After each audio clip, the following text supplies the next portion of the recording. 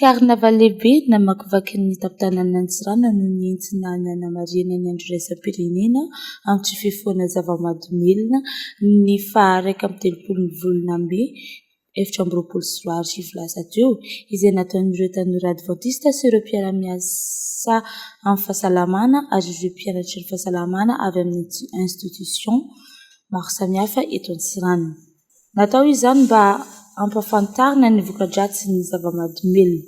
Ankoatra ny fampafantarina amin'ny alalan'ny karnavaly dia nisy ihany koa hetsika maro samihafa izay nentina hanampiana ireo olona manam-paniriana hiala amin'izany izay karakarain'ny ministera fahasalamam-bahoaka. Eo ihany koa ny plan de 5 jours izay niarahana miasa fiangonana adventista araka ny fanazavana nataony Ratsihahipahary Emiraldon responsable santé mentale. Amin'ny fotoana andavanandro tegna misy tokoa ny hetsika zay atao ary ndraikindraiky maholo araiky olo aroe ndraikindraiky misy groupe ny personne zegny no miara-miasa aminay mangataka ary maro ny olo tegna resy lahatra hoe tsy mety ny fampiasana zava-mahadomelina teo aloha dia miezaka miala amin'ny zava-mahadomelina izy ary magnatona amin'ny santé aty Digoty fa misy afaka magnano zay zavatra zay ary misy ndraikindraiky ny fiara-miasa amin'ny fiangonana ohatra hoe nanaovana farany teo zao niarahana tamin'ny adventiste ary misy koa zegny tegna ministera fahasalamam-bahoaka fo zegny amin'ireo solony tegna anazy aty amin'ny faritra aty no miezaka magnadoso regny olo tiala amin'ny zava-mahadomelina nefa tsy endriky tafiala amin'ny zava-mahadomelina regny amin'ny alalan'ny fitsaboana zay azo atao afagna magnavitra regny olo tsiraikiraiky zegny.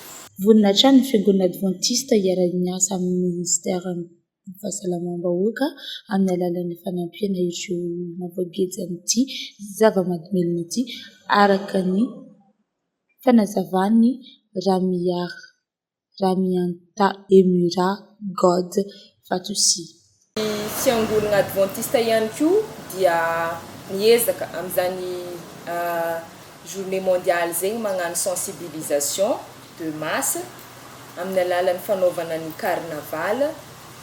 Eo ihany koa misy ny atao hoe plan de 5 jours izay fiangonana zegny misy planina 5 andro zay ataonay.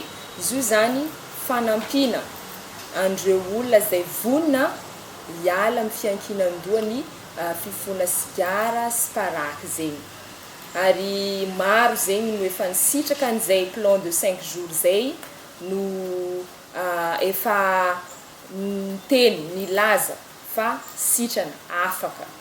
Ka eto koa dia manentana antsika zegny raha vonina hiala amin'izany fiankinan-dohany paraky sy sigara zany dia misy ny fandraisana manokana atao ministera fahasalamana zegny. Eo ihany koa ny fiangonana adventista dia afaka manatona antsika zegny raha te hisitraka an'izany plan de 5 jours zegny.